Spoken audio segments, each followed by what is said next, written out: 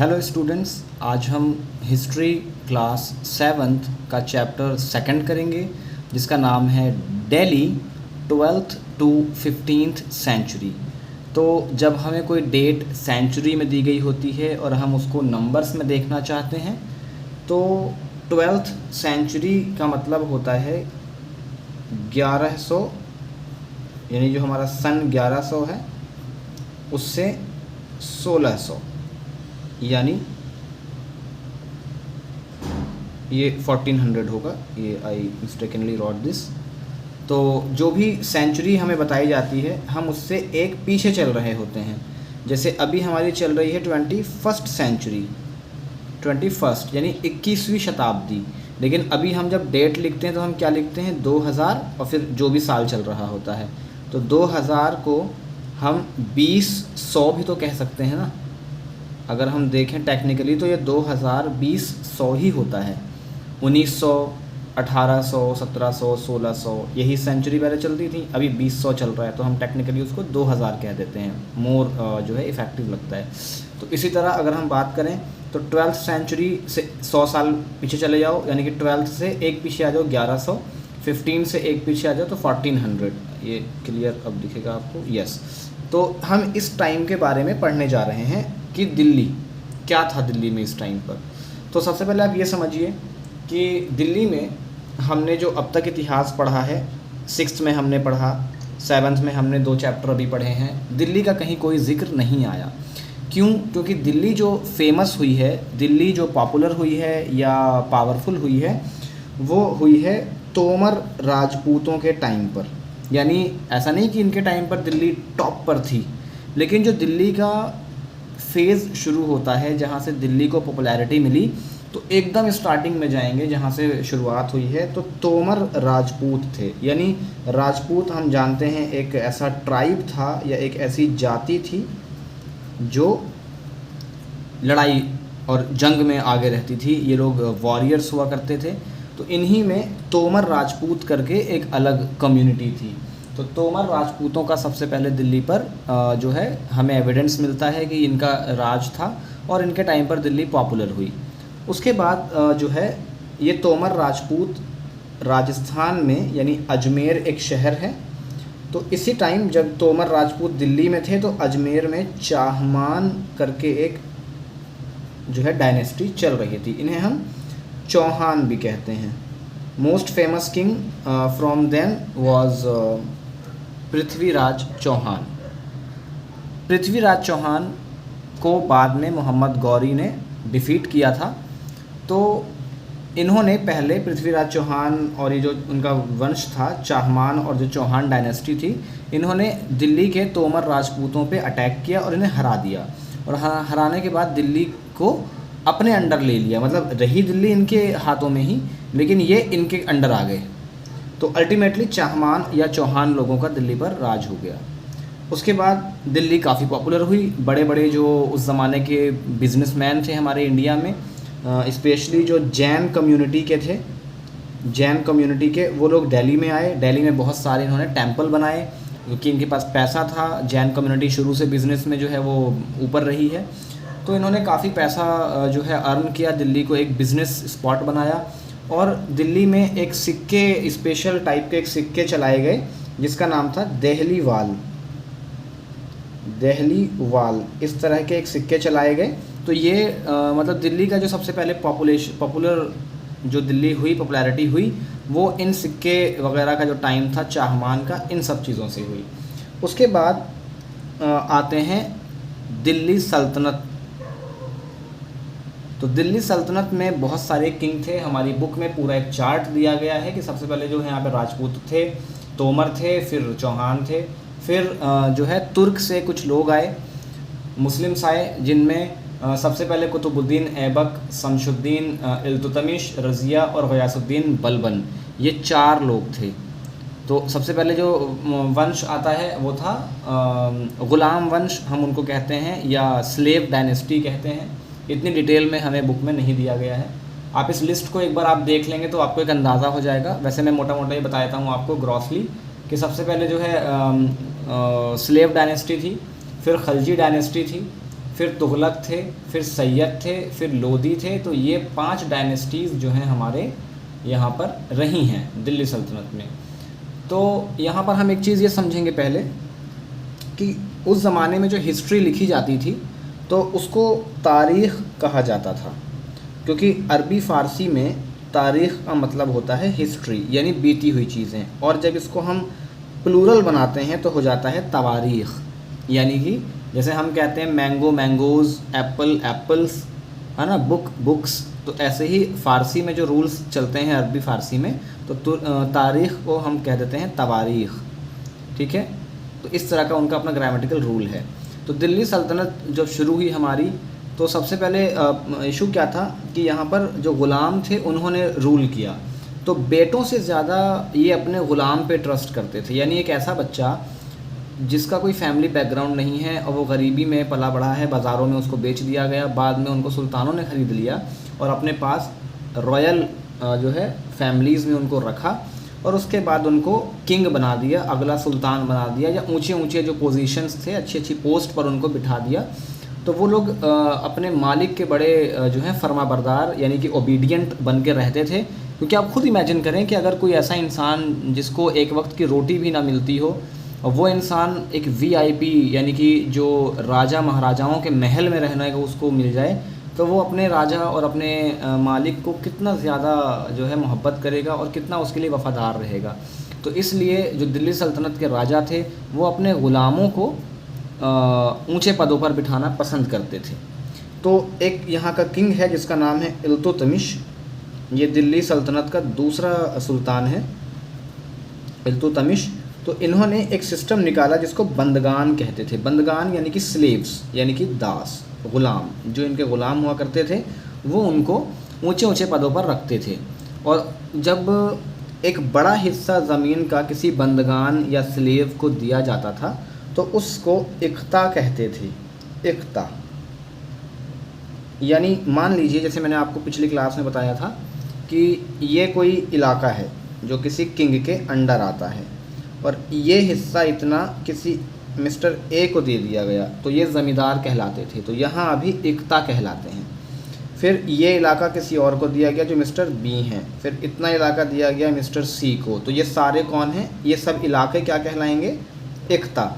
जैसे आज के ज़माने में हमारे राज्य होते हैं, तो अभी इंडिया में हमारे पास 28 स्टेट्स हैं, तो ऐसे ही उस ज़माने में इक्ता हुआ करते थे। और हर इक्ता में, जैसे हमारे यहाँ चीफ मिनिस्टर होते हैं, वैसे इक्ता में इक़्तिदार हुआ करते थे।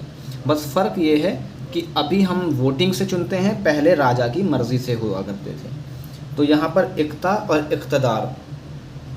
समटाइम यहाँ जो ऊंचे ऑफिसर्स हुआ करते थे, आर्मी ऑफिसर्स, उनको भी ये इन पदों पर बिठाया जाता था, ठीक है। इक़्तिदारों के कुछ काम हुआ करते थे। ये टैक्स कलेक्ट करते थे, रेवेन्यू, जिसको हम रेवेन्यू भी कह सकते हैं, बुक में भी रेवेन्यू वर्ड दिया गया है। यानी इस इलाके में मान लीजिए मिस्टर ए हैं, ये एक इक़्तिदार हैं, ये इनका इक्ता है। यहाँ से जितने किसान काम करेंगे तो ये सारा टैक्स जो है इक़्तिदार कलेक्ट करेंगे और कलेक्ट करके राजा को यानी सुल्तान को देंगे।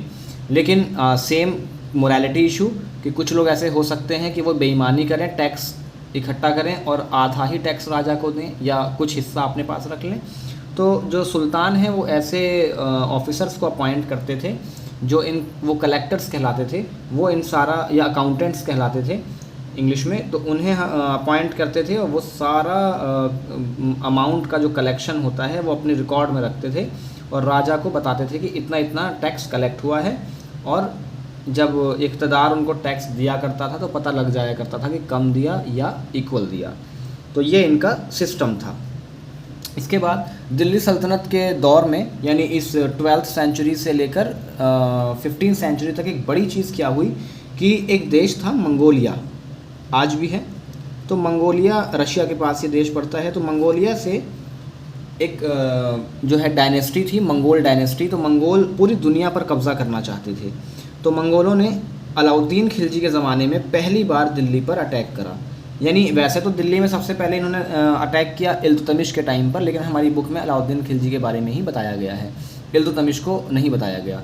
तो पहले इल्तुतमिश के दौर में हुआ। तो इल्तुतमिश ने अपने 40 जो बंदगान थे उनको भेजा और मंगोलों को यहाँ से वापस भेज दिया। ठीक, उसके बाद इन्होंने अलाउद्दीन खिलजी के ज़माने में अटैक करा। अलाउद्दीन खिलजी ने मंगोलों के साथ बहुत ही जो है क्रूर नीति अपनाई, बहुत ज़्यादा सख्त नीति अपनाई और इनको जो है मंगोलों को अटैक किया। और इवन आपकी बुक में तो ये नहीं है बट मैं एडिशनली बता रहा हूँ कि अलाउद्दीन खिलजी ने जो मंगोलों का जो राजदूत आया था, यानी जो उनका बंदा आया था यहाँ पर मैसेज लेकर के, उसको हाथी से कुचलवा करके, हाथी पर बांध करके उसको मंगोलों के पास भेज दिया था, ये कहने के लिए कि अगर आपने हिम्मत की हमारे दिल्ली या इंडिया की तरफ आने की, हमारे सल्तनत की तरफ आने की, तो पूरी मंगोल जो डायनेस्टी का है उसका यही हश्र किया जाएगा। और कुछ मंगोल फिर आए थे सुलह करने के लिए और उनके लिए दिल्ली में मंगोलों के लिए अलग सिटी बसा दी गई थी, अलग इलाका मोहल्ला एक बसाया गया था जो आज भी मंगोलपुरी के नाम से वेस्ट दिल्ली में आज भी मौजूद है।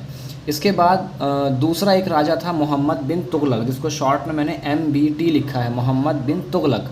तो ये तुगलक डायनेस्टी से थे और ये दिल्ली के सबसे ज़्यादा एजुकेटेड, इवन आज तक इनसे ज़्यादा एजुकेटेड दिल्ली में कोई भी किंग या राजा या प्रधानमंत्री नहीं हुआ है। ये उस ज़माने में सबसे एजुकेटेड थे और हालांकि इनकी बहुत सारी पॉलिसीज़ थी जो कि सब फेल हुई, तो वो एक अलग चीज़ है। हमारी बुक में ये बताया गया है कि मोहम्मद बिन तुगलक ने के ज़माने में भी मंगोलों का इन्वेंशन हुआ, उन्होंने इन्वेड करना चाहा दिल्ली को और इन्होंने भी इसको कन्फ्रंट किया और मंगोलों को खदेड़ कर यहाँ से भगा दिया।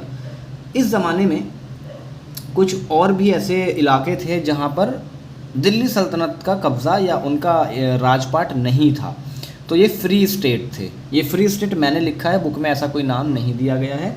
सिंपल सा मीनिंग ये है कि ये सारे स्टेट दिल्ली सल्तनत के बाहर थे, ये इन पर दिल्ली सल्तनत के सुल्तान का राज नहीं था, जिनमें जौनपुर है, बंगाल है, मालवा है, गुजरात है, राजस्थान है और पूरा का पूरा साउथ इंडिया है। आपको बड़ा इंटरेस्टिंग लगेगा जानकर कि साउथ इंडिया को उस ज़माने में इंडिया का पार्ट ही नहीं माना जाता था, क्योंकि आपको पता है कि इंडिया जो वर्ड है ये इंडस रिवर से निकला है और या इसको सिंधु नदी से हिंदू नाम दिया गया और हिंदू से ही हिंद बना और हिंद से हिंदुस्तान बना। तो सिंधु नदी कहाँ पड़ती है? नॉर्थ में, तो नॉर्थ के तरफ के इलाके को ही हिंद या हिंदुस्तान कहा गया और फिर जैसे जैसे वो आगे बढ़ते गए उस सारे इलाके को हिंदी या हिंदुस्तान कहा जाने लगा। लेकिन जो साउथ इंडिया था उस तरफ ये मुस्लिम्स गए नहीं, तो इन्होंने उस इलाके को उसका पार्ट माना ही नहीं। लेकिन आगे चलकर बाद में ये इंडिया का पार्ट माना जाने लगा, लेकिन इस ज़माने में इसको इंडिया का पार्ट नहीं माना जाता था। इसके अलावा कुछ और डायनेस्टीज़ थी, जैसे इसी टाइम पर एक डायनेस्टी थी सूर डायनेस्टी। तो ये एक किंग थे शेर शाह सूरी, तो ये one of the most powerful king from this dynasty. सिर्फ 15 साल ये डायनेस्टी चली है और 2 ही राजा हुए हैं, शेर शाह और इनके बेटे सिकंदर शाह। ये बिहार और बंगाल की तरफ के एरिया में थे और इन्होंने इंडिया को बहुत कुछ दिया है। जो रुपया हम आज इस्तेमाल करते हैं, पहली बार रुपया जो चलाया गया था वो इनके ज़माने में ही चलाया गया था, इन्हीं की दी हुई करेंसी है। ग्रैंड ट्रंक रोड, जिसको हम GT रोड कहते हैं, ग्रैंड ट्रंक रोड, वो भी इन्होंने बनवाई थी, जो कि सीधा अफ़गानिस्तान के डायरेक्शन में जाया करती थी, कलकत्ता बंगाल की तरफ से अफ़गानिस्तान की तरफ जाया करती थी, जो आज भी अपने अपडेटेड वर्ज़न में मौजूद है। इसके अलावा एक जो हमारे किंग हैं अलाउद्दीन खिलजी, इन्होंने बहुत सारी चीज़ों में सुधार किया, जैसे नाप तौल में सुधार किया, ठीक है, अर्थव्यवस्था में, यानी जो हमारी इकोनॉमिक सिस्टम था इकोनॉमिकली, इसमें इन्होंने बहुत ज़्यादा इकोनॉमिक कंडीशन इसमें इन्होंने वो बनाया। इन्होंने दिल्ली में एक इमारत बनवाई जिसका नाम था चोर मीनार, हौज खास में आज भी मौजूद है, आप गूगल करके देख सकते हैं। इसमें मीनार, जैसे मान लीजिए इस तरह की मीनार बनाई गई है, तो इसमें पूरे में डॉट डॉट यानी कि सुराख बने हुए हैं। तो बुक्स और तवारीख़ से हमें पता लगता है कि इस मीनार में उन चोरों के सर काट के रख दिए जाते थे जो चोरी करते हुए सल्तनत में पकड़े जाते थे। तो इससे ये प्रूफ या इससे हमें ये पता लगता है कि अलाउद्दीन खिलजी ने समाज सुधार का भी काम किया और इस तरह का सिस्टम बनाया जिससे कि हर तरह से उनका जो रूलिंग टाइम है वो बेस्ट रहे। इन्होंने अपने ऐसे ऑफिसर्स तैयार करे जो बाज़ारों में सिविल ड्रेस में घूमते थे, जिन्हें कोई पकड़ नहीं पाता था कि ये ऑफिसर हैं। और उसके बाद ये लोगों के मार्केट पर, नाप तौल पर, इस रेट वगैरह पर नज़र रखते थे। अगर कोई हाई रेट में या ख़राब सामान बेचता हुआ पकड़ा जाता था तो ये उस पर फिर कार्यवाही करते थे। तो इस तरह का सिस्टम अलाउद्दीन खिलजी ने लगाया। और इन्होंने, अलाउद्दीन खिलजी ने एक और इम्पॉर्टेंट काम किया था, बुक में मेंशन नहीं है बट मैं बता रहा हूँ। वो काम ये किया था कि पेड आर्मी इन्होंने रखनी शुरू की थी। पहले क्या हुआ करता था, आर्मी को कुछ हिस्सा या कुछ बेनिफिट दे दिए जाते थे, यानी जैसे आर्मी को फ्री फूड दे दिया, ठीक है, फ्री शॉपिंग का राइट दे दिया, ठीक है, इनको थोड़ा बहुत हिस्सा टैक्स वगैरह का और मिल गया, ये सब चीज़ें इनको मिलती थी। लेकिन अलाउद्दीन खिलजी ने क्या करा, आर्मी को सैलरी पर कर दिया। और वही सिस्टम आज इंडिया में आज तक चलता आ रहा है। तो अलाउद्दीन खिलजी जो हैं एक इंटेलिजेंट सुल्तान थे। इन्होंने बहुत सारी चीज़ें चेंज करी, मंगोलों से भी ये भिड़ गए थे और भगा दिया यहाँ से। और अगर अलाउद्दीन खिलजी ना होते तो ये मंगोलों का ड्रीम था कि हम जो है हर देश में जाएंगे, वहाँ पर अटैक करेंगे, उसको बर्बाद, उनके कल्चर को, उनके रहन सहन को बर्बाद कर देंगे, उनकी वुमेंस को कैप्चर कर लेंगे, फिर हम उनसे अपने बच्चे पैदा करेंगे, जिससे कि जो नए बच्चे पैदा होंगे वो मंगोलों का खून उसमें होगा और मंगोलों वाले फीचर्स यानी जो शक्ल वगैरह है वो मंगोलों जैसी दिखा करेगी। तो अलाउद्दीन खिलजी अगर ना होते तो भारत में आज हमारी शक्लें भी जो हैं अलग दिख रही होती, मंगोलों जैसी होती। जिस तरह चाइनीज़ या जो नॉर्थ ईस्ट के लोग होते हैं उस तरह का हमारा फेस दिख रहा होता। तो अलाउद्दीन खिलजी ने मंगोलों को यहाँ से खदेड़ कर भगा दिया, इंडिया पे अटैक ही नहीं करने दिया। तो ये बहुत ही एडवांस लेवल पर थे और बहुत पावरफुल थे। तो इन्हीं से बहुत सारी पॉलिसी शेर शाह सूरी ने ली। ये बात शेर शाह से अलाउद्दीन खिलजी पर इसीलिए मैं ले गया क्योंकि इनसे इंस्पायर होकर के शेर शाह सूरी ने बहुत सारे काम करे। एंड इसी फीचर्स की वजह से शेर शाह जो हैं एक अच्छे राजा माने जाते हैं, अच्छे सुल्तान माने जाते हैं। लेकिन ये बात आप क्लियर रखें माइंड में कि शेर शाह दिल्ली सल्तनत के नहीं हैं। शेर शाह का दिल्ली सल्तनत से संबंध नहीं है, इनका अपना अलग राज्य है जिसको हम सूर डायनेस्टी आपको बता चुके हैं। फिर शेर शाह सूरी ने बहुत सारे चेंजेस करे, जैसे 10 सालों में टैक्स वगैरह का इशू था या और बहुत सारी ऐसी चीज़ें थी जो हम आगे और पढ़ेंगे, तो जिसको दहसाला वगैरह कहा जाता था। तो इसी पॉलिसीज़ को शेर शाह से इंस्पायर्ड हुए अकबर, जिनको इंडिया का सबसे ग्रेट किंग माना जाता है, और ये मुग़ल एम्पायर से थे। तो मुग़ल एम्पायर से जो अकबर हैं, जिनको अकबर द ग्रेट कहा जाता है, अकबर सबसे महान राजा बताए जाते हैं, तो इन्होंने जो इंस्पिरेशन लिया था, मोटिवेशन लिया था, वो लिया था शेर शाह सूरी से। तो ये कुछ ऐसे राजा थे जिन्होंने इंडिया में बहुत बड़े बड़े काम करे हैं, जिनको कभी भी जो है भुलाया नहीं जा सकता है। तो ये था हमारा चैप्टर नंबर 3, जिसमें हमने दिल्ली सल्तनत के बारे में पढ़ा। Thank you so much for watching the videos. आपसे हम मिलते हैं अगले लेसन में। Thank you so much.